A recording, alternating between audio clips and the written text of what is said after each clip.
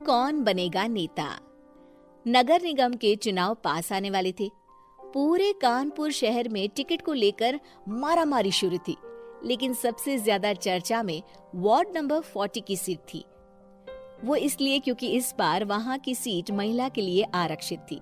अब सवाल ये था कि चुनाव लड़ेगा कौन। इससे पहले ठाकुर साहब वहां से पार्षद थे और इस बार उन्होंने अपनी पत्नी सीमा ठाकुर को टिकट दिलवाई और ठाकुर साहब की शान के कारण सीमा जी ने 20,000 वोटों से चुनाव जीत लिया। अरे बधाई हो सीमा भाभी, अब तो आप वार्ड की पार्षद बन गई हैं। अब तो हमारे काम आप ही करवाएंगी। अरे ये तो सिर्फ नाम की पार्षद बनी है, वो तो महिला सीट आ गई, वरना पार्षद तो मुझे ही बनना था। अब भले ही चेहरा इसका होगा, लेकिन पावर तो मेरी ही होगी। अरे वाह भाई साहब, क्या दिमाग लगाया है आपने भी। आइए आप लोग, खाना लगा दिया है सबके लिए। सीमा जी पार्षद बन चुकी थी, फिर भी उनकी एक ना चलती।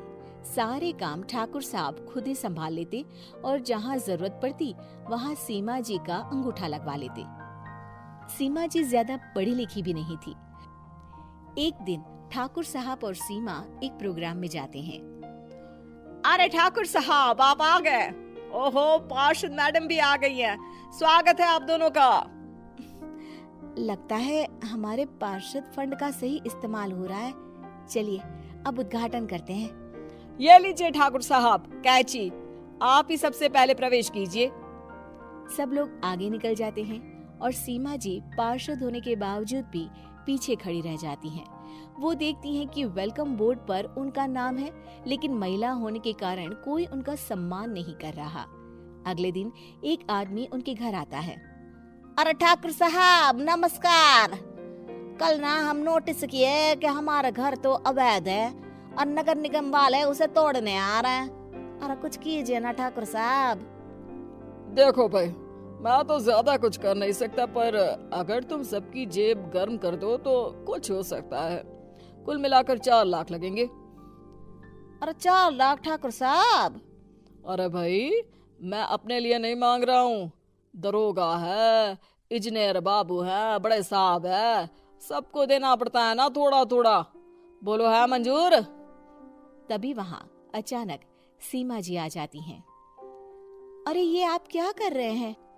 पहले इन्हीं लोगों से तो आपने वोट मांगे, अब इनसे ही पैसे ले रहे हो। अरे चुप रहो तुम, तुम्हारा काम है सिर्फ अंगूठा लगाना, तुम वही किया करो।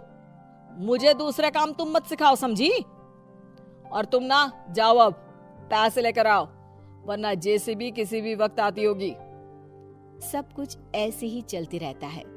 एक दिन सीमा जी और ठाकुर साहब को एक लोकल मीटिंग में बुलाया जाता है। वहाँ पर कई और अधिकारी लोग भी मौजूद रहते हैं। अब मैं चाहूंगा कि ठाकुर साहब हमारे बीच 2 शब्द कहें।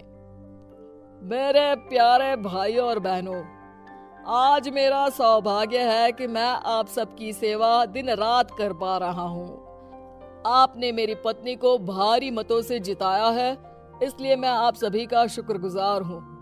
मैं आप सबसे वादा करता हूँ कि हमेशा की तरह हमारे वार्ड में किसी को कोई तकलीफ नहीं आने दूंगा। सभी लोग तालियां बजाने लगते हैं।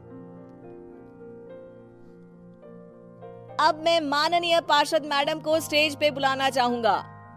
अपने नाम को बुलाया सुनकर सीमा जी एकदम चौंक जाती है। उन्हें बिल्कुल उम्मीद नहीं थी कि इतनी बड़ी जगह उन्हें मंच पर बुलाया जाएगा। जैसे तैसे वो मंच पर चढ़ती हैं। ऊपर जाते ही सीमा जी को सारी पुरानी बातें याद आ जाती हैं कि किस तरह उनके पति उन्हें कभी भी आगे बढ़ने नहीं देते और उनके नाम से गलत काम करते हैं। वो बोलने लगती हैं, मैं आपके वार्ड की पार्षद सीमा हूँ। आप में से बहुत कम लोग ही मुझे जानते होंगे, क्योंकि इससे पहले मुझे कभी ऐसा मौका ही नहीं मिला। सारे मौके मेरे पार्षद पति यानी आपके ठाकुर साहब ही लेते रहे, लेकिन आज ये मौका मुझे मिला है तो मैं इसे ऐसे ही नहीं जाने दूंगी।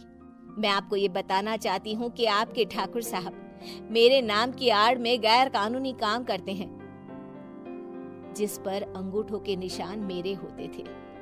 इसीलिए मैं अपनी गलती मानती हूँ और आज अपने पद से इस्तीफा देती हूँ, ताकि आगे से कोई गलत काम ना हो पाए।